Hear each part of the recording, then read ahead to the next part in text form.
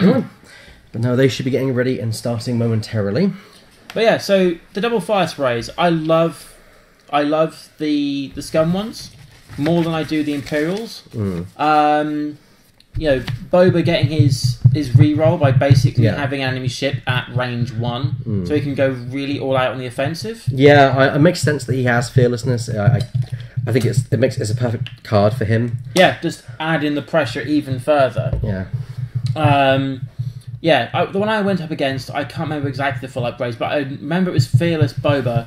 I think it was Expertise Cath. They were both hitting hard. They really were. Yeah. John's list last time got absolutely decimated, when before we'd seen it pretty much decimate. So it's going to be interesting to see tonight if it's actually going to do very well or not, because it's pretty much the same list he's been running. It's nothing new, not that's bad or anything. I just think I think you get familiar with the list. Now you can, the more you play it, the more familiar you are, the more you know what to deal in certain situations. But obviously, the more times you play against the same opponent, the more times they get to know what you do, and it is a feedback loop kind of thing. The ironic thing is, the guy I beat day 1 to make myself 1-3 overnight. Played in the same Hangar Bay pod, and we got paired against each other game 1. So I brought Kane Lebo out for another spin. I thought I'd play something different. I thought, I'll use Kanan to go away, find out what's going on, while at the same time keep Lebo camped in a corner by doing 1 hards. It worked okay until everything sort of swung in and engaged, and it was just like, I played it differently, but different outcome. Very different outcome. I sort of felt sorry as the weekend went on, because I felt like I was letting Lebo down, because I backed Lebo to the absolute hilt. I know you do. He's a really, for me, a really great late game finisher. I've always said with Lebo, with his abilities and all the stuff that he's got, I say it's not a matter of what's gone on to start off with, it's how much he's got left to finish. And he pulled some absolute brilliant masterpieces in some of the games that went on this weekend. Why don't we get a bit kind of heart to heart a little bit on stream before we get the game involved, because I don't want to put this up when the game's going on. But this actually is very nice, and it's actually a great finish to the week for me, because I'll be honest, it is recently, as people said, it was very recently my birthday, on the 2nd of June. So I was actually flying on your birthday when I technically got handed the Han Solo card that was coming to you. But it's not been a good couple of weeks for me. The restaurant, the restaurant we went to was awful. Not as good as it usually is. And my monitor completely broke, so I've had to basically be making the overlays on a tiny little screen, which has been a painful pain. And then, of course, on Monday, my partner actually went into hospital. Yeah. And so it's been an absolutely diabolical week. He's still there, and I'm hoping when he gets home, when I get home tonight, he might be out, but he might be back tomorrow. But this has actually really cheered me up. Just the card itself has actually really. I mean, yes, this is lovely, but it's this that I care about, and the fact that people got me a card. It's very nice. To Elliot, thank for helping us all stay on target. The Athena X-Wing credit that really has. I'm going to start crying here in a minute. Oh no! I really has. Do you want me to carry the rest of the stream for the night? It's fine. In general, it's really it's helped deal with a very difficult week. I'll say that. Part of me felt like, should I cancel tonight because of everything's been going on? But I thought, no, the stream cheers me up, and I'm glad I didn't. So I'm glad to be here. Glad I'm here. That's also kind of why I asked as well yesterday about, is the stream still going ahead after everything I heard going on? So, well, that's... obviously at the same time I accepted if you turned around and said, I'm not up for it, by all means, if you want to try and do it all by yourself, then go for it. Well, as someone once said, the show must go on. I believe that was a band called Queen. Which is one of my favourite songs, actually, to be honest, to sing, but that's a slight side point. But, Things have been tough, in two different ways. Things have been tough for us both this last week or so. Yes. And that is the thing. Community brings us all together. A community is a big aspect of X-Wing. And yes, we have arguments at times, but I think any community does. It has its spats. But, we keep calm and we carry on. Yeah. I think what was nice is obviously, for me over the weekend, when the chips were going down, I had Michael around to talk to. I was spending a bit of time, obviously, with Duncan and quite a few others. Like I said, obviously, I spoke to the guy who came second at Yavin, and it was nice to spend time with either people that you know or people that you don't necessarily know, or even in some cases, like I said, people that you know through watching stuff on other tournaments or other, on other events or other streams or things like that. It was nice to sort of put the faces to the names and actually get to speak to them in person. It was nice to do that. And I did enjoy playing. There were some bits that really got to me. It was just like when the chips were down, but like I said, I sort of leaned on some of the others for the extra support. It's sort of not 1,000 points, so that could be going all night. By our stream tomorrow night, that could still be going on 1,000 points. Yes, by the way, don't forget to tune in tomorrow night at 7 PM to join us for our unboxing stream of the thing behind us, the Sea Rock. It's here! We have it in store, it's here, right here! I could tear into those right now, but I'm not going to, because that will be done tomorrow. I'm going to leave that there in a pretty place on... Yeah, and there's the handshake in the game is now on. Overlay will be up in just a few minutes, just doing the final touches to it. So yeah, just having a quick look at what's going on Stephen's list. That looks fairly similar. I don't think there was Greedo. I think there's Greedo on. I'm not sure about the choice of Greedo, because Greedo has, of course, the... He has the positive and the negative. Yeah, because you can get that unfortunate moment where it's like, well, I'm now taking crits. And that can, especially on Boba, do you really want to tempt fate with that? I guess the whole idea is Boba will kill something before he gets his shield struck off, but you can't always guarantee that. I mean, one good volley, and that's it. Yes, there's only 4 shields in that thing. Well, by the next thing, there is one advantage here. He is at a higher pilot skill, so he will get the job done at a higher pilot skill. Yes, that is true. He will get the attack off first, so he can hopefully strip or even defeat ships before they even get a chance to do a retaliatory attack. The only thing is that I think is, obviously, all that firepower is on Boba. If that's going against a defender, and it's going against those shields first, it's only Kath's attack that's going to get through. If anything, which is a bit of a interesting kind of thing to work with.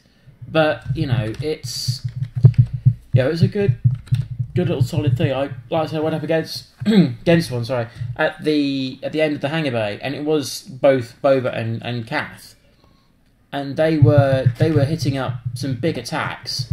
They tend to do. Kath just dominates when something's in a rear arc, and Boba getting close and just wreck house with him. Yeah, he's very powerful up close.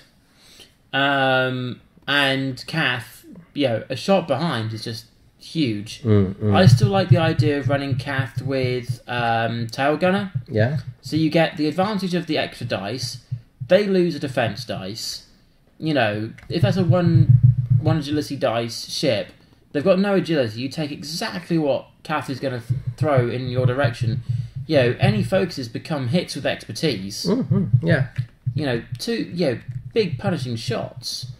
Dengar is nice on Kath to give the rerolls to feed into the expertise, and on all apart from the scimitar, that's going to be for 2 attack dice. It's going to be 1 dice against the scimitar for the rerolls. Because he's effectively a reverse predator. Yeah, he does. He can roll 2 dice against named ships, rather than like generics, which is going to be painful in this because over 2/3 of Jon's list is named ships. Colonel Western encounters Riyadh. The Scimitar Squadron pilot, not so bad, but then again, it's kind of I perceive it. It may not be, but I perceive it as the weak link in this list. Yeah, but it's still carrying some bombs. It could get, some missiles, but it's just it's just because that lower pilot skill. That PS2 scimitar is just not going to stand up to punishment. And Stephen is actually rocking these up right down the upper part of the board here. Well, actually, I think that this could be an interesting point here. Yeah, Jon could lose the scimitar before the defenders get anywhere near. That's quite possible, and that's the risk that he's playing. But those defenders can move fast. Don't discount them of that. Yeah, but at the same vein, if you lose the... it could be a game changer, I'll agree with that. Yeah. It could change things dramatically. At least with Jon's bomber, he's got the long range scanners on there, so he's already got the target lock for his homing missile shots. Yeah. Kath is obviously so unpredictable. Sorry, Countess is obviously so unpredictable, locking in potentially a five straight green and then turning it into a K turn. Mm-hmm. Then obviously push the limit off that. To be right behind someone with a potential target lock focus. This actually goes into what I was saying earlier. Actually, let's talk about something in a second. Once I finish the overlay, we'll have a little chat about it. Cool. But yeah, carry it's on. also weird that these are actually tie Ds rather than tie X7s. You see more X7s, but I think people are starting to realise actually the tie Ds have their uses, and in this list, it really does. Because the double tappingness of going, like for example, Vessery has got a tractor beam. Yeah. Tractor beam into a primary. Where did Score to Settle go? Do you know? A Score to Settle goes. Score to Settle's on Boba. Which makes sense. The top spray. Yeah, so I'm going to make some kind of indication about things like that. But yeah, it is. So basically, he's trying to get that crit to make that shot unavoidable. To then go, I'm not going to roll my primary with one less agility dice, and at that point, it's like, well, I've got my tractor beam to work at range band 3. You're now rolling the same defense dice against my primary at range band 3. As you would have done off the original tractor beam. See, this is where Jon is trolling me and has actually had Riyadh being in the normal defender and Vessery being in the red veteran defender. But yeah, let's see. We'll find out how things go. Speaking of, it's time to get the overlay up. So I'm just going to quickly close this down, and we're going to bring bing. There we go. Yeah. It's weird, actually. Obviously, like I said, after so many games I've played this weekend, to be sitting on this side of the stream. Between last Wednesday and tonight, I've counted out, and I've actually played 12 games between then and now. Blimey. 7 of them were in the main tournament, 3 in a Hangar Bay event, and 2 today. Forgive me, X-Wingers. I'm actually going to quickly pack away some things that I had packed out earlier. We had to start the stream pretty nippy. Yep. But I also was going to give you a chance to actually show off to some people who might be interested my storage solution, which people commented on. It's a very very nice sort of system. I really like this system. It makes mine look like second rate. Makes sense to me. I mean, all I've got is the cards just here, as you can see them. So there's all my TAR Squadron pilots, for example. Like we can see, there you go. That's not all. These are all in a folder that have. I can shove extra pages in, but at the end you actually have the bases. The bases. So if you look here, you've got the base cards just there on the right hand side, and when there's the standard ship. So remember, here's my TIE Fighter dials for the X-wing for the Rebels, and the dials for it as well. So they're all in like a coin folder. And I'd actually highly advise anyone who wants to strip down and create a very effective storage solution, coin kind of folders for which you store collectible coins in. They work wonders for dials and for the little base cards, and it makes organisation are very easy because I put them from lowest particle to highest with generics first, then named. And then at the end, I've got the dials for them, and then I move on to the next ship. Simple as that. And you've got sort of like if you're doing it like encoding wise, you've got all that sort of bracket saying effectively start first base, end dials. That makes a lot of sense to me. Yeah. I've been meaning to do a video for a while on the storage solution I use, but... We could say that for a rainy day. Yeah, it's one of those things which it's for finding time. Also, it's not really a big, important video. It's more for those that are interested. I like my storage solution. You can see, for my example, my storage solution has improved over time. And this is just the cards. I mean, you've seen my phone, my battle phone. No word of a lie, I can't even guess it into the screen how big it is. You can barely get it into your car. That's a different point. It's a pretty big battle phone case. Well, here comes manoeuvring, which I'm worried about that scimitar. It's kind of getting a bit it's sitting there a bit on its lonesome a little bit. I mean, it's You could argue, yes, the TIE Defenders have arc and range, but at the same time, they're going to have to deal with 2 Firesprays, and possibly alone if things go very badly for that bomber. And there is the possibility, if that bomber goes a bit too far forward, it finds itself within range 1 of Boba Fett. Oh, it seems that he's popping Glitter Stim, which he opted to take on. So he's not got Expeditions, he opted to take on Glitter Stim instead. So yeah, he was debating about his list. Steven Stage was debating, does he take Glitter Stim or the Slave One with extra munitions? But it turns out he's changed his mind and gone with Glitter Stim. Yeah, that's obviously one thing as well. I think I'm not percent sure if Steven changed it, but I thought I took the right photo of what was going on. But okay, he is.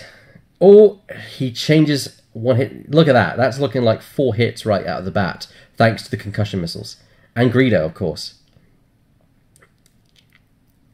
This could be very painful, especially since those things have no shields. It's going to tear right through. And obviously, because the guidance chips, because it's a 3 dice thing, it becomes a crit. Yeah, so you're looking at possibly even in net 2 crits. 2 crits, 2 or 3, even 3 if you're very unlucky. So the first damage card goes face up. Yep. So it's a crit. And then resolve the crit. Yep, so 2 crits essentially. Not bad at all. You know, is the same curse going to happen to Jon as it did to Wojtek? That would be... The odds of that are astronomical if it happened. Somebody else could do the math for me tonight. I've done enough math this weekend. But, you know, no matter what the crits are, it's still going to be a painful sort of first shot. Well, yeah, I mean, it's going to be painful, but sometimes you just got to take it on the chin and come back. They should both be face up.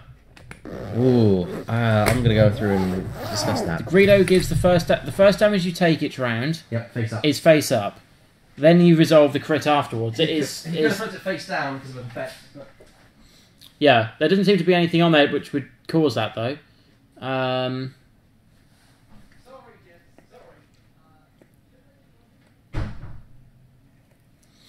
But yeah, while Elliot's looking at resolving that, yeah, those 2 Firesprays are just going to absolutely hound that bomber at the top of the screen.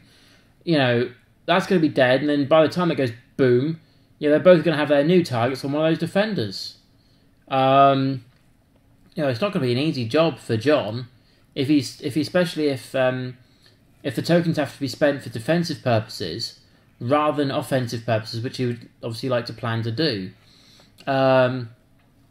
If obviously you could take one out in a turn, take one out in a turn, that could be a different matter. You know, big hit coming in could be huge. Okay, interesting, because as far as Jon is concerned, there's nothing in the rules that states that he has to declare which one is the crit and which one is the Greedo crit. So technically speaking, he can decide the order. So, and Steven's happy with that, and I don't want to push the issue too much. The order of resolving is hits before crits. I'm pretty sure it is. You must resolve hits before crits, and because it's the first damage card. Unless you're Zeb. Yeah, unless you're Zeb. So with evade dice, yes, but not withdrawing the damage. I think was his point. So chat. But then you draw the damage hits before crits as well. So I'm pretty. Yeah, I don't know either.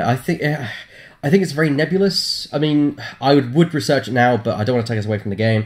So chat, if you know, let us know, and we'll make sure the players play consistently next time, because of course they have to stick with that now, because they defined it. But especially if it's like, that first one becomes major explosion, which then becomes direct hit, and then there's another direct hit on the chain. It kind of makes... That's 5 damage in a turn? It kind of makes Greedo useless in a weird way, or kind of negates that's the way they're resolving it, yeah. I mean, I don't know. Maybe he's right. I don't know. That's why I'm putting the question out there. But we've gotten some damage going through. We have had Kath Scarlet taking some shields off. So the scimitar's down to 3 left. Mm-hmm.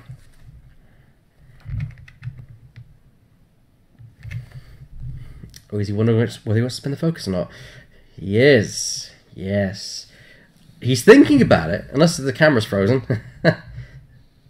No, the timer's still going. The camera, not the overlay. I think I can see slight movement in the hand there. There we go. He's alive. Yep, he's taken a shield. I sort of follow. I know it's a different game, but I follow what our mate Johnny Ellis says when we play Dice Masters. Health is a resource. It is, yes. So if you can avoid spending tokens to take a damage, sometimes that is a better option. Especially if you're further down the chain and you get to have a big punishing shot to follow up otherwise. You know, if that's the case, taking a shield to go, I've now got a big primary that I can just fire down, or I've got a big turret shot that's just going to go, I'm going to outlay more than you're going to probably ever save. Yeah. Oh, there's a crit in there from John. Not great dice roll, just one, and the one dice rolls into a blank. So, sadly, that's the case. And so the tractor beam token has resulted in another shield removed from Kath. It isn't the score to settle, because this isn't on Kath, this is on Boba, this is on Kath. Yeah, so she's down to 2 shields left.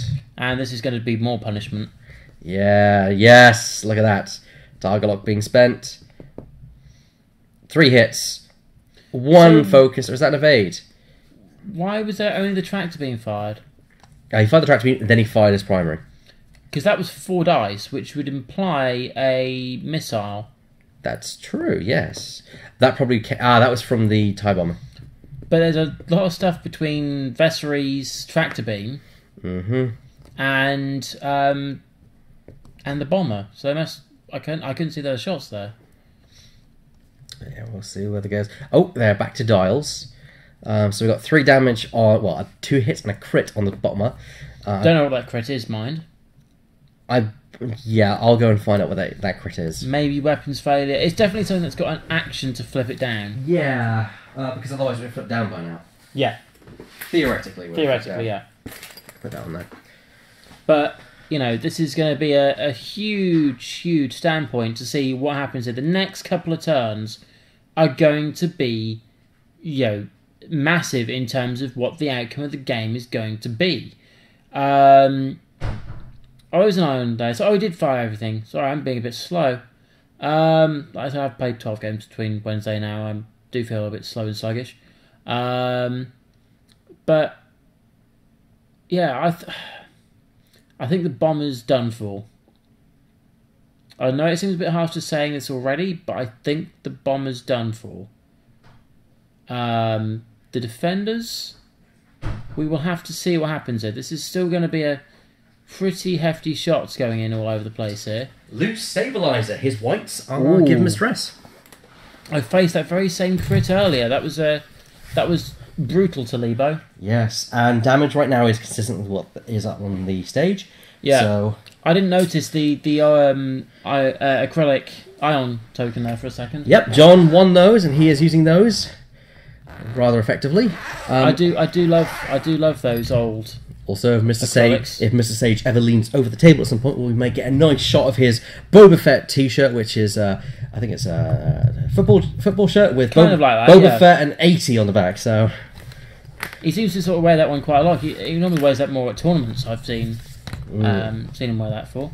But yeah, I think I was just saying. I think the bomber at this point, sadly to say, is done for. It got off a missile, and if it can survive, although I find that highly unlikely, the best thing it could do is actually probably force a bump onto one of them and hope the other goes right past it into the blind spot. That's probably the best circumstances. Either way, he's going to be getting a crit unless he does a green, which on the bomber, there's not a lot of greens in that thing. No. Literally, we're talking about what? 1 to 3 forward, not as good. Well, the 3 forward could get you into blocking distance. You kind of feel like maybe it'd be nice to put, if you're going to play it as a straight up, arc dodger and going there for the push, give it the twin ion engine, so you effectively have a net aggressor dial down the middle. Yeah, but here's the thing, because he could roll up to the block, and they could just fly right past him and shoot him with the rear arc, which Kath would actually love doing that because she'd get an extra dice. So, or do you play? Do you say, okay, the bomber's gone, do a 2 hard left, and try and see if you block something? Or 3 hard and barrel roll or something? A 300 barrel roll could do something, but then as I say, all they need to do is fly past him and that's it.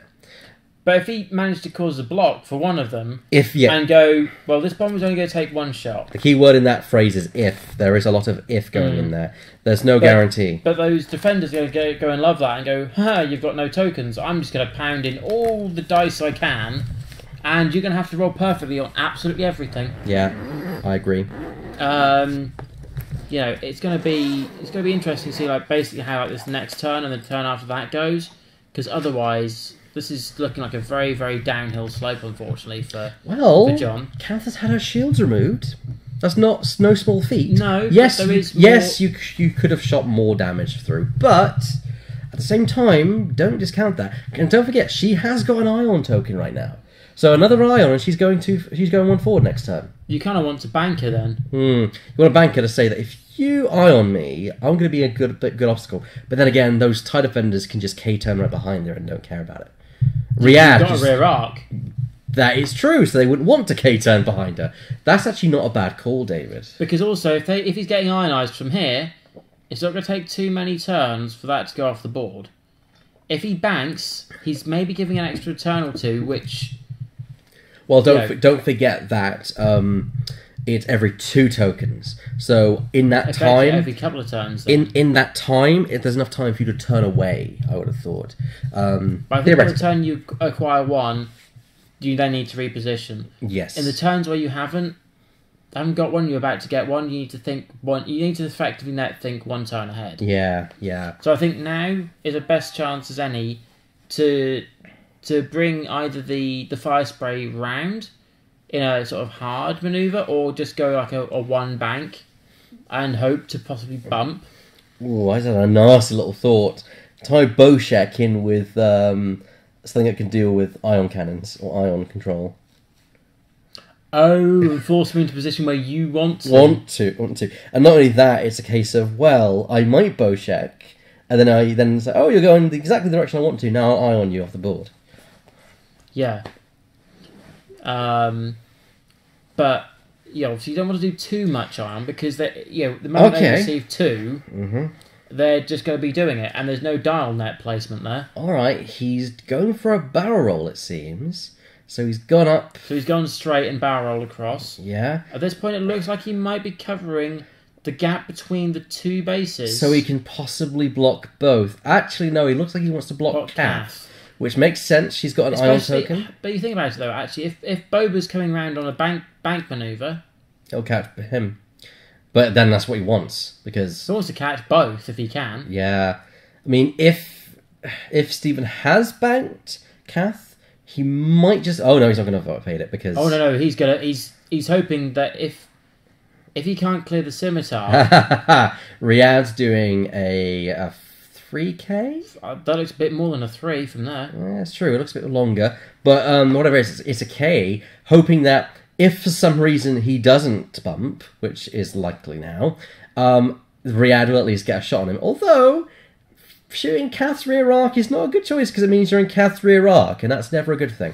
No. Now, here's what I think is the gold standard. Yep, he's shoving Vessery forward so that there's no chance that Kath would have passed him. The problem with that is now why is Riyadh turned around? I mean, actually, no. If this Firespray does do a 3 turn, which I believe it can do. Yeah. Yeah, it can do a 3 turn. He's doing 3 banks, so it does bump. So yeah, 3 turn would have cleared it. A 3 bump does not. That corner to corner doesn't work, buddy. No. Don't you? Oh, he's using it to mark the edge. That's a clever stat. I never thought of that. It's not going to really turn very far. Yeah, I never really thought of doing that. That's quite clever. Fair enough. But this is also sort of playing into Jon's hands here, because you then do. Oh, well, Kath is hemmed up by. Ooh, this is bad. Okay, maybe. Okay, it's bad. Actually, he's actually in between the gap. He is, because. Oh my god. He's literally in that sweet spot between the gap of everything. He's a shot on Riyadh. Oh my god, he's actually does he? done it. I mean, he might. Close. He might just catch Riyadh, and if he has, I don't think it is. It's very close. I think he's out personally, but who knows? But whatever it is, it means that if that's the case, Boba's not getting a shot, and that's going to be unfortunate, because Boba would love to get his rerolls, but he can't right now. I would have just gone forward and used the chance to get the rear shots. But Boba will still get a defensive reroll. That is true. That is true. And because of the way things are, it's reroll at least 2 enemy ships. Mm-hmm.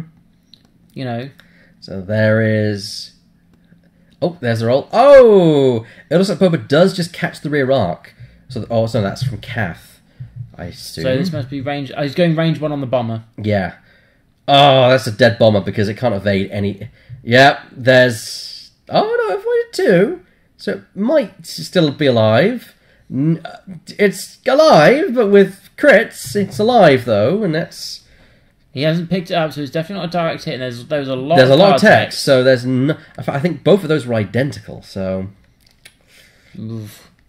Ouch. Speaking of, let's move these up. So Vessery's there, and Riyadh is there. Now, it's a very difficult way to call this now, because the scimitar lives. Boba can't kill it. And don't forget, that scimitar has cluster mines. Does it? It has homings. Oh yeah, so I thought I had mines. Okay, then it's not as dangerous, but the homings... But still, it's... Oh, look at that. Blank focus from Mr.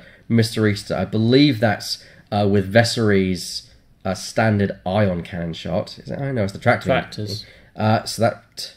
He spends the target lock, I believe, there. Hit, focus. Oh no, it must be some attack because they would have just put the thing down. So it looks like Riyadh avoids 2 out of those. Oh no, it was the tractor. So she does get tractor. She's now agility of 1, and now he create. Oh, I don't think that's range 1. I think that's range 2. Yep, range 2. But it's still 3v1. Oh, hit crit. Focus that up. So that's 2 hits and a crit. That could be very bad. And an evade. So he's taking the hit crit. Taking the hit crit. Not bad for one evade dice, so no mods. Oh, actually, it was a hit and a crit. That looks... I'm not sure what that is. Oh, roll an attack dice. Major explosion. So that's fine. Flip the card face down. She's got 2 damage cards. And here is where it could swing. Because if Riyadh can somehow take down Kath, which... No, she can't.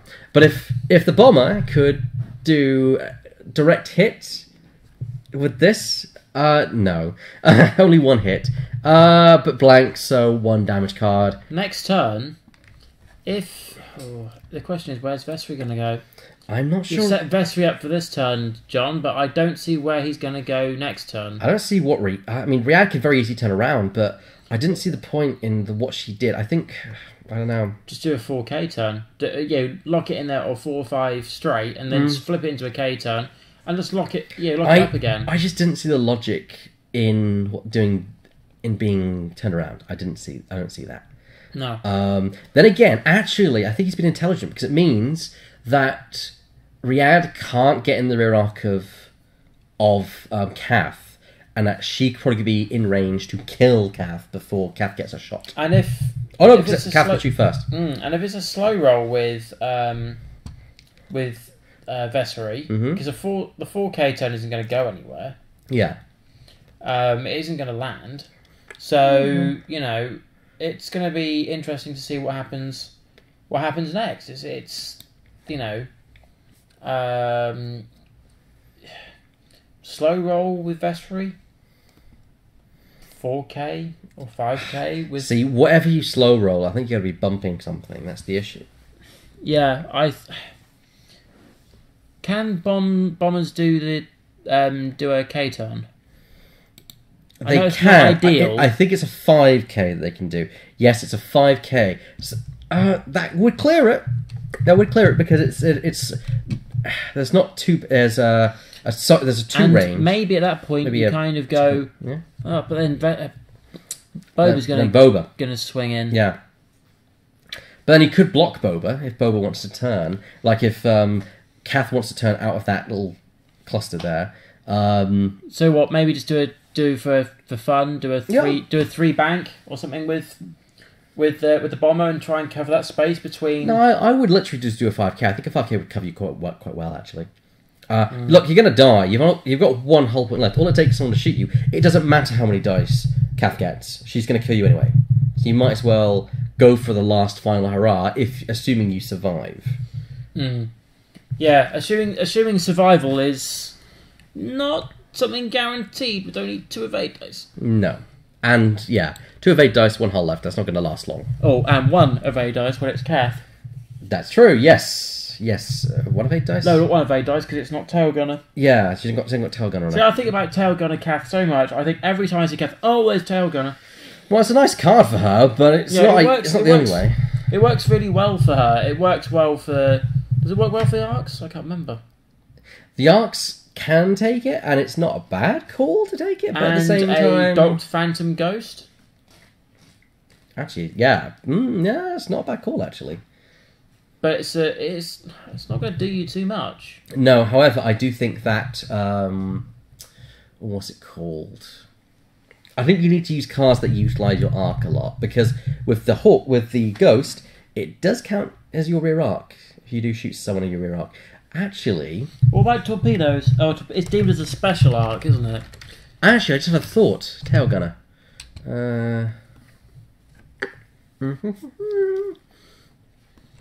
That's not the Tail Gunner you're looking for. No, it's looking for the card, not actual Tail Gunners in planes, although they are also cool. When attacking from your rear-facing auxiliary firing arc, reduce the defender's... Okay, yeah. Because I was wondering, is it reduce the agility if they're in your auxiliary firing arc? Because if your rear auxiliary arc, because it just says we're attacking from.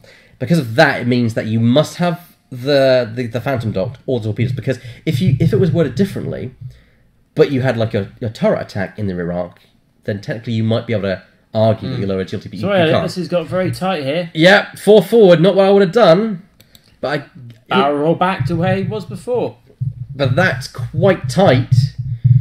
It was going to be close. He could make it because there clearly wasn't 2 large base widths in between them. Yeah. But it was going to be tight, and it is tight. That is actually stressful for it. I would have actually gone the extra mile and just done okay. If you're going to stress it, you might as well go the whole hog. Unless that's the crit card. The crit card is the forward... It's a white manoeuvre, so it must be he's got the white manoeuvre deemed as red. Yeah, that's the other one, yeah. So why didn't you do a 5? I would have just done a 5. Maybe that... Look, I'm with... It's very easy for us to sit here and comment. There's probably reasons for it, but not that I can see... I can't see a good reason for that now.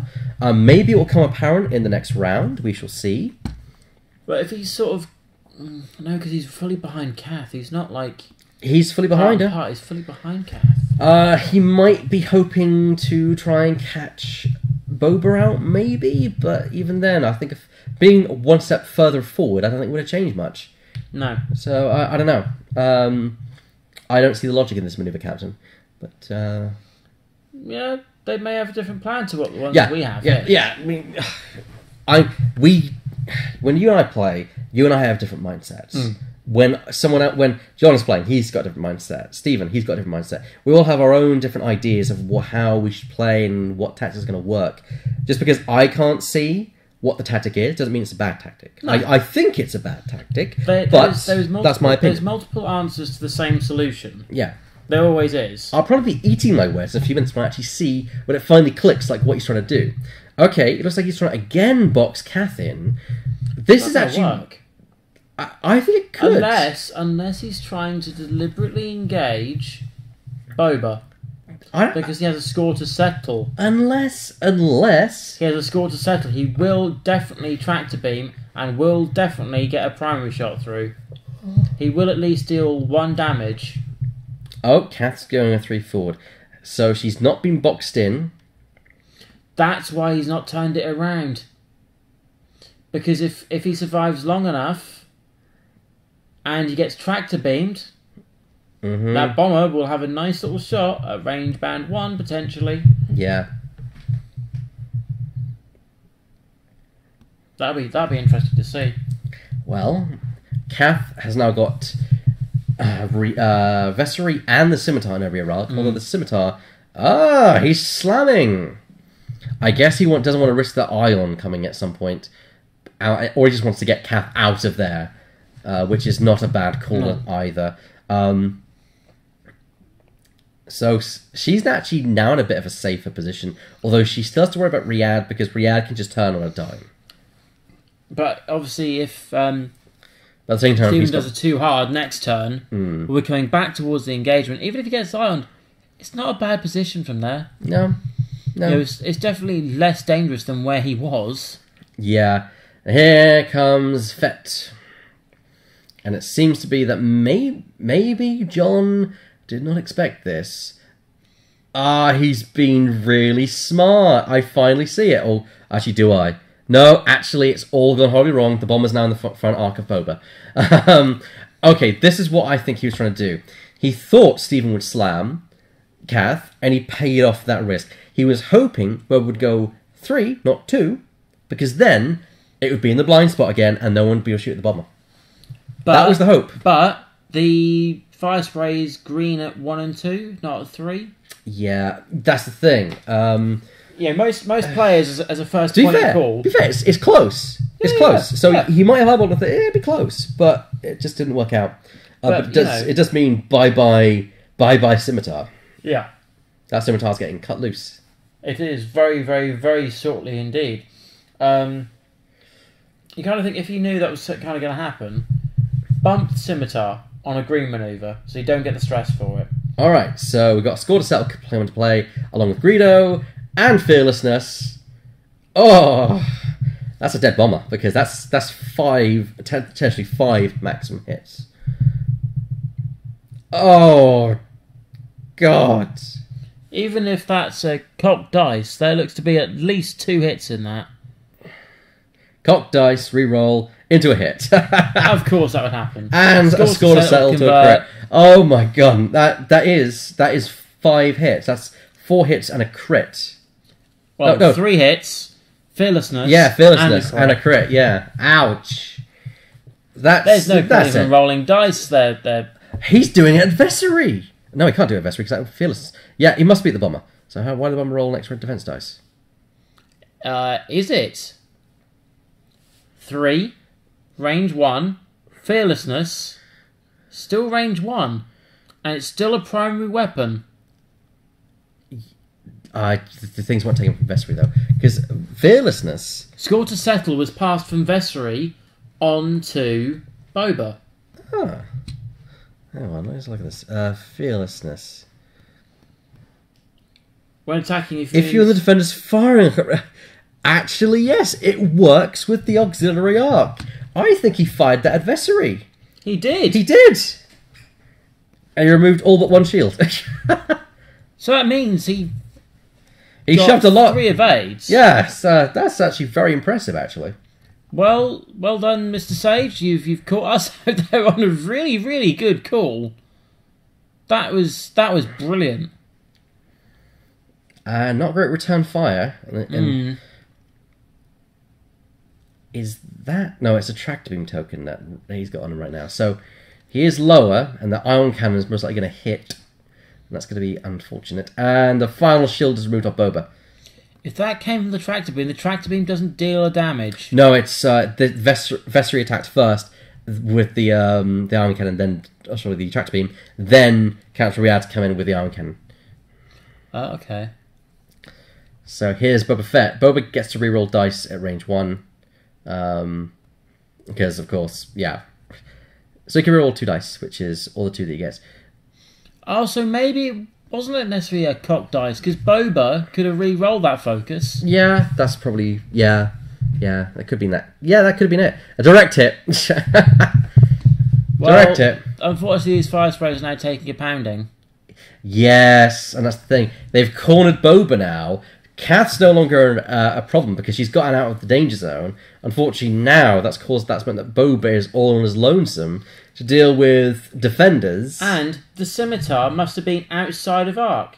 Yeah. I would have gone for the scimitar any day of the week. Guarantee the kill. Then again, how often can you say, I've got a defender range 1 in my firing arc? I actually think that was the right call to make. You could fire at the scimitar when you've got no other target, or you've not got a range 1. Or did he decide to go for the big shot because he knew he was getting defensive rerolls? or the attack rerolls. He could have done keeping it alive on the board just in case. He could look. I think he did the right thing because he did 5 damage potentially to Vessery. That could have blown Vessery away if Vessery blanked out and got a direct hit on the crit. Yeah. So and obviously with Greedo that would be potentially. Yeah. So the first damage cast dealt face up. Yep. Then of course the normal one, then the crit. Yep. So. But But assuming we know how it all works. Yeah. It's not very often we get to see Greedo, so it's nice to see something a bit different there, which is sort of yet again kept us on our toes. So yet again, more props to you there, Stephen, for being very much, very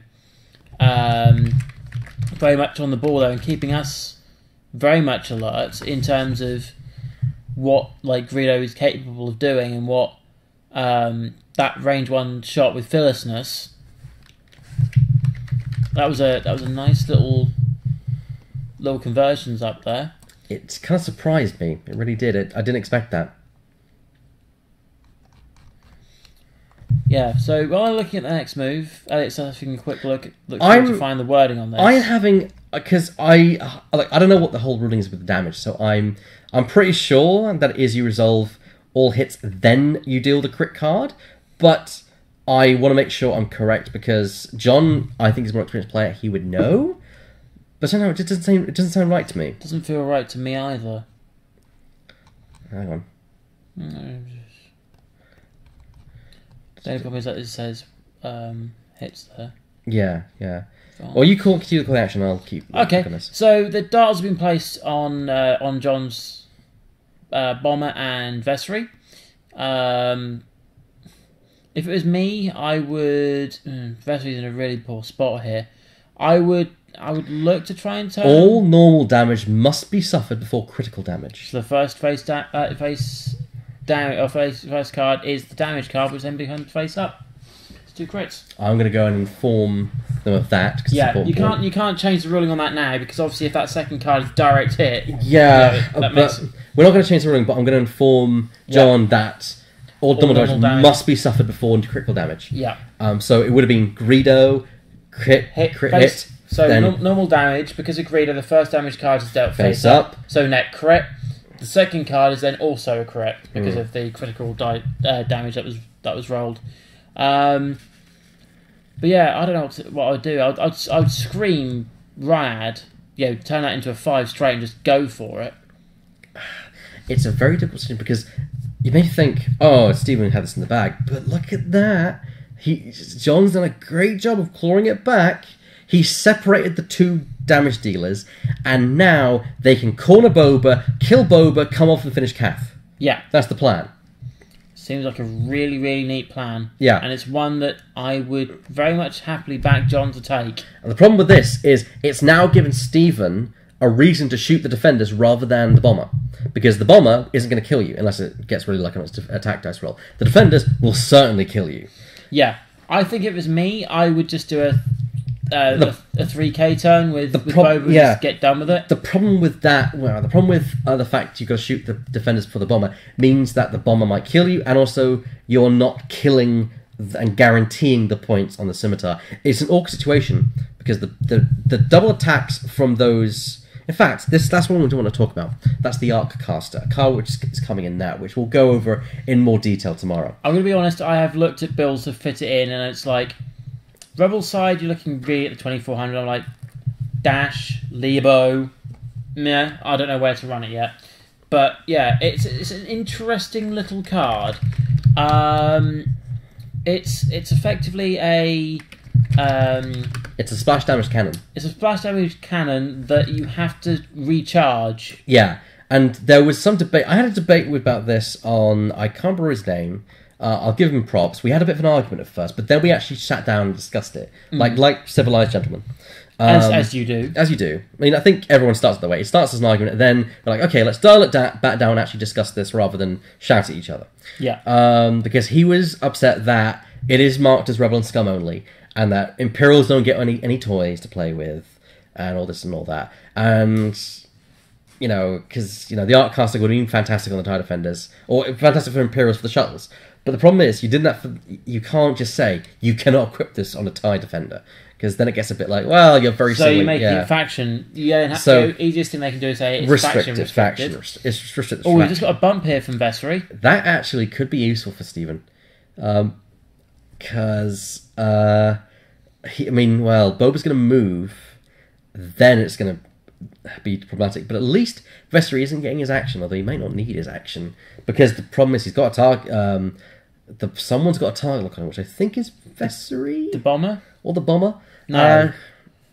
Where's the tokens? Where is the tokens? I think one of the ships is obscuring the tokens. Countess, just underneath the number 2 marker. You are correct. So that means Vessery will get a target lock, so he'll get that modification at the very least. Because Vessery feeds off other people having target locks. Yeah. I know him very well, because I went up against one at the weekend. And look at Kath. She's got nothing in arc again. Nothing in arc. No. So it's going to be... Well, she does, but not range. Not in range. No, nowhere near in range. So yeah, the arc caster, and he was saying how it would have been great if they could have put this on defenders, but 4 attack dice, you don't cancel it down either. It's you take the net damage, and then you pass off another damage, and it's range 1, so yeah, high restricted, but it's very easy to get in there. Rebel with Jan Ors alongside, that's 5 dice. Yeah, that's 5 dice. And then you do an extra splash damage to someone else. However, it's cheap. It's 2 points. It's a nice little efficient cannon. The downside is, of course, the flipping, the cooling of it down. But there's no way they wouldn't allow you to take a heavy laser cannon on a TIE defender that could shoot twice. There is no way they'll allow you to take the arc caster on the defender. What was the ruling with TIE D then? You shoot with your cannon. Oh, sorry. You shoot with your cannon, then you shoot with the primary. So that would be a 4-3 or a 4-4 at range 1 attack. But still a 4-3 HLC. I would take that. That's 7 dice. Yeah, but the thing is, can you think of how that can potentially one shot a Y wing or a B wing? I realised when you were saying, yeah, you realise there's going to be a lot of stuff that's in that 7 dice bracket. Yeah. Okay. Yeah, we've already got... The bomber's gone. Yeah, the bomber's gone. We've got things already in a 5 dice bracket. I don't think we need to make things worse by adding a potential to do 7 damage in a bracket. Well, you have a 6 dice bracket with Rey, range 1, Finn, and Jan. Yeah, but that's a highly specific scenario and a very... I get it. You actually have 7 with a Ghost at range band 1, Finn and Jan. Again, no, highly specific. Whereas this is not that specific. It's an attack. Ooh. Oh, dear. Range 2. Range 2. So no extra defense dice, which he really needed.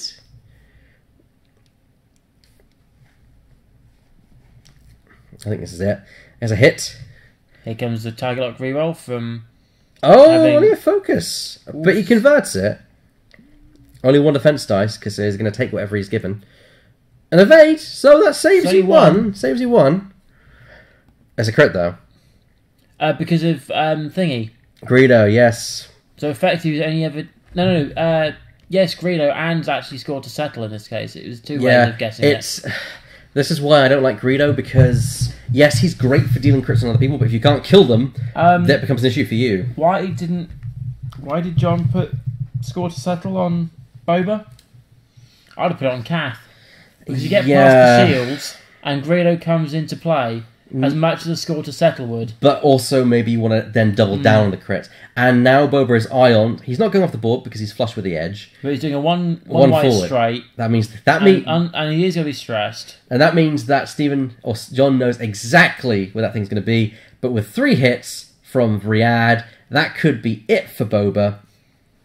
Unless he rolls well. Double of one evade in there. So that's enough. It keeps it alive. Keeps it alive for now. And obviously it's not the first damage card he's taking this turn, so this will be 2 face downs. There we go. So he's still alive. Oh, actually, I think they're making a decision. Get So I think actually they're removed it. I think there is a direct hit in there somewhere. There must be 2 direct hits then. Actually, yeah, I think I can see them. Yeah. 2 direct hits and 3 damage. Well, it's been an evening of direct hits here, it seems. It's a good thing I'm not playing, because I'm cursed by them on stream. There you go, you would have drawn all 6. I probably would have done. Well, that would have been probably 5 on Kaden and another 3 on Lebo. This leaves Kath with 3 whole points to deal with an untouched Riyadh and a vessel with 1 hull left. Yeah, one shield unfortunately, this looks like this is not going to happen. Again a It's done and dusted match, but this is still needs to be sort of marked off the book. Lithy 2017. Burn these damage decks. Yes. Or shuffle them. Yeah. Oh dear. But no, I think the Artcaster. It was right to make it Scum and Scum and Rebel only, because otherwise that would be nasty on. Because I know what people would do. They'd shove an Artcaster on a tie D with Ruthlessness, which that's at range 1. Assuming range 1. Yeah. That's 4 attack dice. Yeah. You're trying to sneeze, aren't you? No. Okay. Something else. 4 attack dice Yep. for the Artcaster. That's 4 damage from that potentially, plus the splash damage to another ship, which then Fearlessness also does a splash damage to another ship at range 1. So that's 2 on another ship as well as 4 on the primary. Then you make a second attack with your primary. That's 4 on another ship. That's 8 in total on the main ship, and then another Ruthlessness on that thing. That's 3. That's 8 hits on one ship and 3 on another. That's ridiculous. Just imagine going against a Pulp Shuttle and Decimator. Yeah. I'm going to deal with Decimator 8, and I'm going to hit the Ruthlessness. Yeah. The thing is, people say, "Oh yeah, but you have to recharge the cannon." I don't think that helps. I don't think that helps balance that. You know, every other turn being able to fire with 8 dice, 8 dice. Yeah, that's not even. Look, if you think of it this way. He doesn't mean because isn't it weapons disabled? Yeah, he's taking out weapons disabled. Yeah. You can easily get weapons disabled. So that means his primary is off as well. Yeah, you can't fire with the primary. So if 8 dice every other turn, it's effectively a double HLC shot. Yeah, but at range 1. Where some would say, is it worth it? It's like, yeah, but I don't think people want to live in a world where you can do that much damage, because that is run the maths. That's 11 damage in one hit. Yes. Yeah. If that's crazy. If it all goes through and the splash damage, that's crazy. If that was a possibility, and if that was a possibility, people would scream red dice creep, and they already are screaming red dice creep with things like Fenrir in the game. Yeah, but I was looking at an idea taking the European sort of stuff to heart. I was thinking, why don't you put a 2400 in there? Can take a Outrider.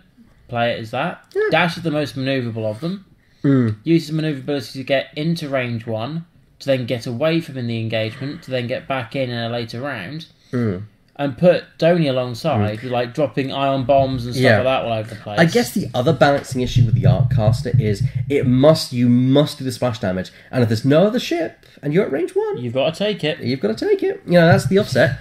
Same with Ruthlessness, I guess. So I guess you could say it's fragile, but I don't want that option to be out there. I think very skilled players can find a way around that. Yeah, you kind of think, if I'm going to put that on a ship, and you think you're going in bold, take something to regen it.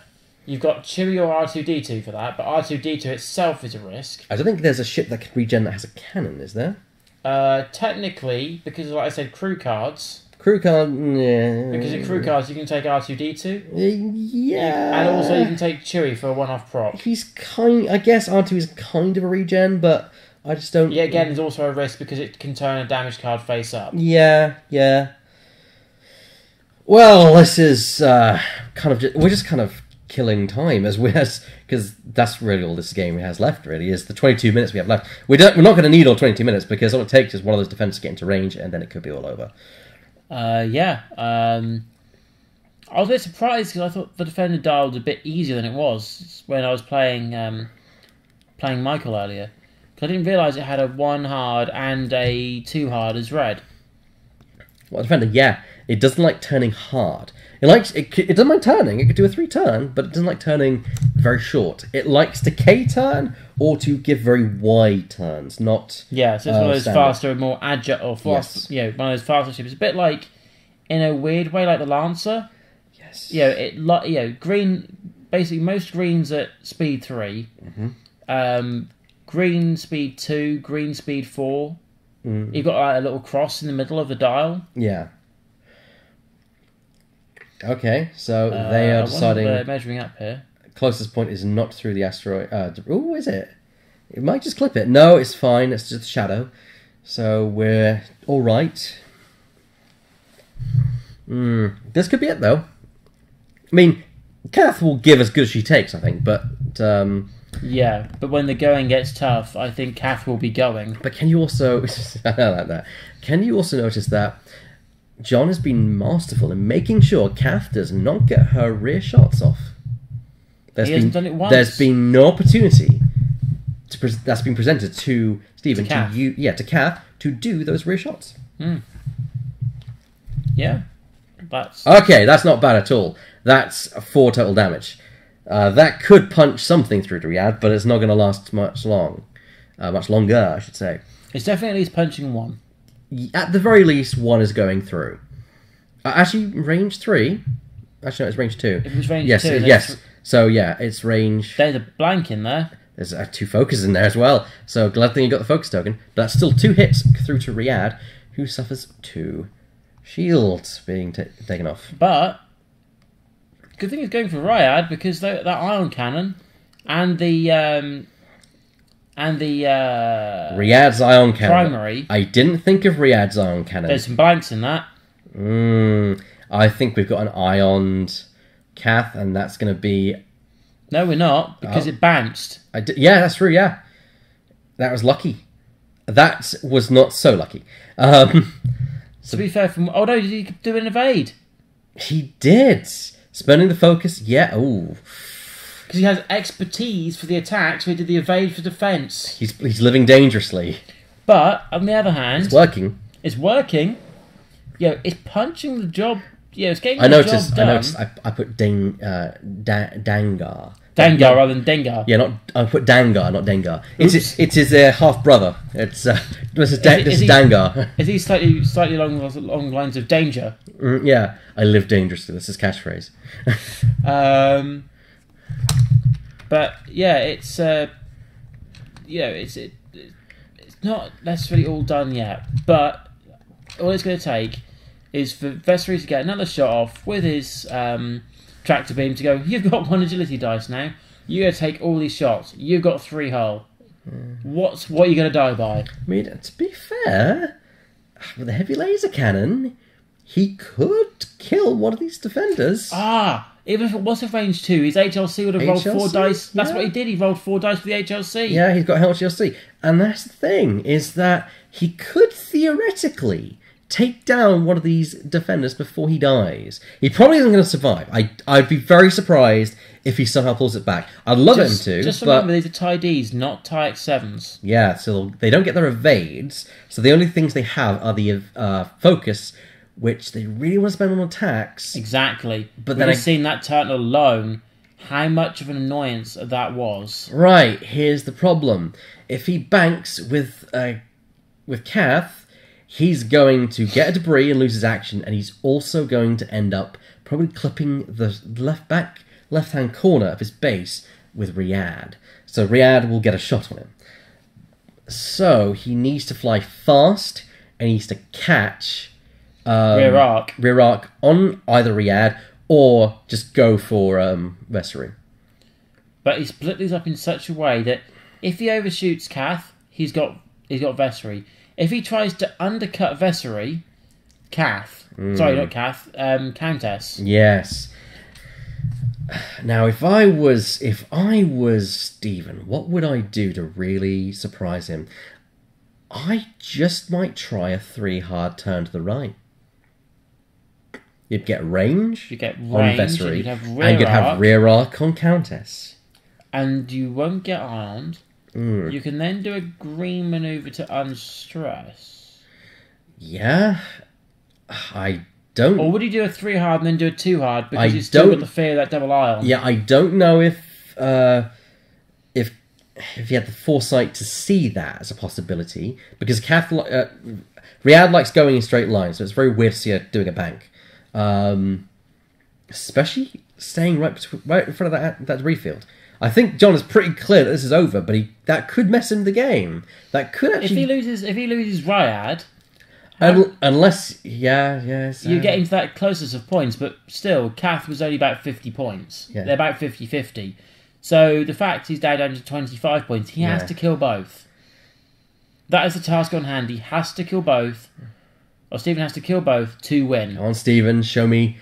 Oh, he's done it! He hasn't missed the debris. No, he's not. Actually, I don't know about that. I think they're debating that, but we'll see. Yeah, it's gone over. But he's caught the rear off. Oh, I'd take that. I'd take that any day. I'd take it to the bank and cash it. The only problem is, he's got no mods. No mods, but I don't think this was expected. Focuses are Jon's friend. That's a focus. He's fine. He got very lucky there. Okay, on that roll, focuses were... Here we go. Kath's going to get her extra dice. She's popping something. What's she popping? Was that Glitterstim that she's popping? Might have been. Oh, was that expertise? Or yeah, is he demonstrating that expertise? Expertise is not in play because he's stressed. Yeah, but he's got Dengar or Dangar. Which hang on a minute. Here comes Dangar. Oh boy! There's at least 2 in there. That's 2. That's not going to be enough, but who knows? Who knows? Blank out on the dice. Blank out could happen. Well, that's 1 going through. That we didn't expect. Yeah, and a shield popped, so... Well... Ooh. Here's an idea. Yeah? 1 bank with Kath. Because you have your rear arc to try and punish Vessery. Yeah, because Riyadh is not turning round. Well, Riyadh could turn... I don't think she stopped from turning around from debris, but, yeah. She turns it... Oh, shoot, yeah, she turns into a K-turn. So she can easily turn around. On 1 stress, K-turn, she's got the target lock. Oh, Jesus. However, she would still gain the stress token, so she wouldn't gain her actions. She's still got a target lock. That is true. And that's the problem with Vessery quickly approaching. Oh, where do you go? Because if you go 1 bank, I know what's going to happen. You're going to get Ioned. Unless you're not on the board edge, but then you're just delaying the inevitable with a 2 hard. Yeah, and if you do that, Riyadh, I imagine, actually going to go sod it and just do a 3 hard through that debris field to try and catch wherever she's going to go. Maybe that's what Jon is thinking of. I've got my target lock. Yeah. If I can nip round... This has turned into a very interesting end of this game. Both games have been interesting to me. Oh yeah, both have been interesting, but this kind of thought we thought that Jon had this in the bag, and he still has it in his advantage. Ebbed and flowed. But Stephen's got a possibility here, a very slim chance to pull this back in some degree, or at least get something killed. Yeah. Because don't forget, Countess could roll a crit when she goes over that debris field. Yeah. If he rolls a crit, and that crit could be... Major hull breach. It could be direct hit, which in that case, one hit, and that's all it takes. No, and again, Riyadh's going to lose her mods. So there's nothing she can do to stop whatever's going to come through. So if anything, I would actually risk the 1 bank, clear the stress, and make sure you can probably catch Riyadh the rear arc. Unless Riyadh is just going to run and do like 5 forward through the debris. But then you've done exactly what you wanted to do. I would just have laid these down as a 1 bank and then do a 2 hard if... it's going to be really tight to the board edge. It's going to be really tight. I don't think a 1 bank... a 1 bank at a 2 turn would be fine. The problem is if you get Ioned. If you get Ioned, you're screwed. You are literally dead screwed. But then you've only got 3 hard. It's not like you've taken the whole ship off the board. That is true. Yeah, you've got some punch out of it. And to be fair, if that happens, there's a double tap in there, so it might actually kill Kath anyway. So yeah. So my idea, my call here, maybe a 4 straight or 5 straight from Vessery. Close that gap. Well, that's the thing. Do you do a straight or do you bank? Because you really want to bank, so if you do have to... You cover both opportunities, so it's 3 bank. Cover both options. Because what you want to do is you want to bank so that if there is a next round, you can very easily close the distance within a 5 forward. I would then therefore go bank, target lock, steamroll it to wherever it's quite clearly Kath is running to. I think the target lock is crucial here. The target lock will be a key. Because if Kath is nipping round really tight and that 3 bank goes in, you're going to get very close to that debris cloud. You're not going to have an action. So setting up for this turn for next turn is going to be the very crucial point. See, I think Jon knows... Or do you do a focus? Because Vessery still is going to use Countess Riad's target lock. Yeah, that's the problem. That's the problem with that target lock being there. It's the fact that Vessery can use it because he gets a target lock from another ship that goes with target lock. Because she never spends it because she doesn't need to most of the time. No. And when she does, she just regains it the next round anyway. Exactly, and she attacks after Vessery. Yeah, so Vessery gets his stuff. Countess can do what she needs so the to time do. she spent it, Vessery's already got his use out of it. Yep. Here we go. It's a 3 forward from Riad. Now, is she turning it into a K? She is. Not surprised about that at all. So green becomes white. Oh, sorry, green becomes a green K turn. I think a 1 bank actually wouldn't have. I think it'd be. That's a crit. That's a crit right there. That's a card. I'm not sure what it was. It's direct hit. I called it. We do seriously have a game on our hands. Riad's done a 1 hole. That's it. This feels like games we talked about before.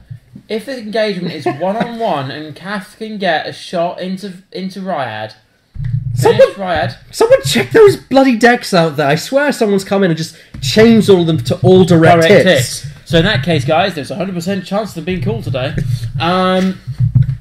It turns out, actually, that in one of the games on the stream over the weekend... he's played it safe. I'm not sure that was the right call. He's missing got out of arc? He's missing his window of opportunity to kill Riad Has he got out of arc? Because if not... Yeah, he's out of arc of Riad. The question is he out of range of Vessery? Yes, he is. They're fine. There's no exchange of fire. We're into the next round. Oh, this is... But the problem is, you can't turn around. You can't around. You can't bring Kath around fast enough to then have an attack on Riad or Vessery. Vessery can catch up in that time, although Vessery's going to have to turn, otherwise he's going over debris. What's the worst can happen? Lose shield? True. Also, love what Lethi's posted. Burning not enough, send for a priest. Oh dear. But we'll have to see what happens here. I think this is at the point in the game where you just go, let's just get this done. Yeah. Riad on a... There's 8 minutes left. There's another K turn, but do it like a 4 or 5 the other way. There's 8 minutes left on the clock. There's not much time left in this game. Literally, there's probably another 2 rounds at most. But if this is the situation, though, now he's taking that direct hit. He hasn't got the freedom of going across this. That's true. So he might decide to turn away. He's going to clip it. That's a good point. He's going to clip it no matter what. He can't do 1 or 2 hard. He's going to have to do a 3 hard minimum. Can you imagine if he rolled a crit going through that and died because of that? That would be still. Vessery needs to die. Riad needs to die, and Vessery needs to die. Both need to die. Regardless of what, Vessery needs to die. So if I would wonder. Do you want to play it a bit coy with Mr. Would you play it a bit coy as Mr. Sage? Would you do a 2 bang to kind of trim the edge a little bit and keep as much distance between you and Vessery? You need the game done. You need shots. That's true. I will. Too hard. The problem is, I don't think the defenders can easily get out of that get in the blind spot with that too hard. There, she's doing it. She's doing it. She's not getting an action. She's double stressed, and she might die. I don't think she will, but who knows? I don't think she will die, but she'll definitely. She gets the stress, and there's the problem. Oh, she's double stressed. She's fine. So she's fine. A 3 turn might get that thing out of arc, but 2 turn definitely not. And I think that here comes Vessery, who can afford to go over. Worst case scenario is shield. Yep. You've got your target lock there now. He's gone for this on the assumption that Countess will survive. Yeah. There's a 1 in 8 chance of it, or 2 in 8 chance of a crit, isn't it? Or 1 in 8 chance. Oh my! I just had a very crazy thought in my head. What if Sage has done a 1 forward? He's off the board, isn't he? He might just make it in, and it'd have his rear shot on Riad. But where does he go? I think it's at the point he's like, I know I'm dead. I might as well kill Riad. He's done a 3 hard. Well, balls. That's all she wrote. Yeah, that's dead. So let's count this dice, shall we? Yeah. The first shot is going to be tractor beam. Yeah, it could be tractor beam. That's going to lower your agility. So tractor beam coming in right now. So because of the target lock, these socks are both going to be modded. That's at least... That's yeah, there's no avoiding that. Well, reroll there. There's not. So, that's now a 1 agility Firespray, which cannot survive. Bring on the 3 hits, shall we? So, there is Riyadh, and there is Vessery. And roll for that one. Yep. There you go. 3 hits. And can't survive. Oh no, 1 of 1. He's alive. He's on 1. Yeah, but you've got 2 shots here from a... Yeah. Still, if the dice are somehow with him, because the damage decks aren't, is that a major explosion? Is that major bomb breach? No. What was that? Looks like... Well, there's the ion cannon, and that can actually kill you. Because that's game. That's over. Wow. Oh, so close. Paper cut with Riyadh. I would have just banked it in and said, you know what, I'm probably going to die anyway, so I might as well take Riyadh down with me. Yeah. That's what I would have done. Just 1 forward, maybe go off the board, but if that, I'm nearly dead anyway, and if I get my shot, I potentially kill Riyadh. They're just looking at one last little thing here before. Is he going to... Oh, 3 bank would have got it, you know. I don't think it would. Do you know what? I'm going to go through and suggest a 1 forward. Okay. I think the 3 banks got it at a very fine point. It is very close.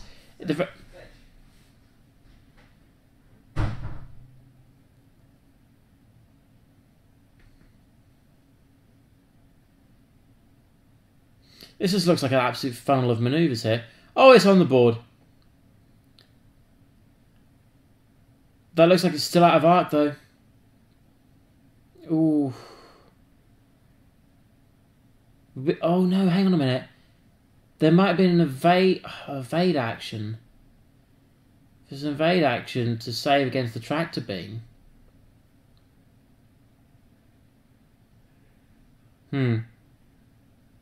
Well, what's done is done. So that's our second game this evening. So just wait for Elliot to come back before we potentially sign off this evening. It's only just gone 10 past 10. We're actually both packed up this evening on time. That's strange. Anyway, so yeah, we've got the C-Rock coming out tomorrow, so please join us again for that. That was exceptionally close. It was very close. Very close. Do you think it would have been there if he'd done it? No, we looked at it and it was out, which is sad. But then again, there was more distance than I thought, so maybe... But, think about it. Where would he be? Unstressed, could have done an evade action. That's a good point, actually. Save against the tractor beam, potentially. Yeah. And if he saves against the tractor beam... There's more dice coming at him. There's more evade dice for the rest of the attacks. Exactly. Still not enough, but... It was a tractor beam that effectively put the writing on the wall there. Yeah, it always is, because that's the thing about Jon's list, is that many people, when they create lists like this, they think, oh, both my ships must have the same outfit. In this case, it works great to have Vessery firing, tractor beaming someone, and that makes the ion cannon almost like a guarantee to hit in most circumstances. Yeah, and it effectively then says, this tractor beam goes off, my primary is more likely to hit. My ion cannon is therefore going to go and hit. Is it like a spiral effect? And also that means potentially, if my bomber has a shot, those bombs are going to hit, and they're going to hit hard as well. Yeah. You know, that's just kind of like a cascade effect. If Vessery gets all his stuff, all the other guys get all their boxer tricks because of what Vessery has just done. Yeah, I agree. Well, that's it from us tonight, everyone, because we've had our 2 games. Both games will be going up on YouTube at some point, and if you're watching this in the future, you can... because, we've got the C-Rock unboxing going on tomorrow. Yep. And if you're watching this on YouTube, you can actually probably find it right now, since the second game, this game, would have gone up a week after the C-Rock unboxing, because this will be going up tomorrow. As soon as we're done with the stream, the video will be going live onto YouTube. So yeah, which will be nice. I do like the C-Rock. It's a lovely looking model. It looks better in person than I thought it would. I really like the look of the M3A. I can't wait to get my hands on it tomorrow. It's going to be awesome. I don't even own an M3A. That's a funny state of affairs, isn't it? You poor man. I know.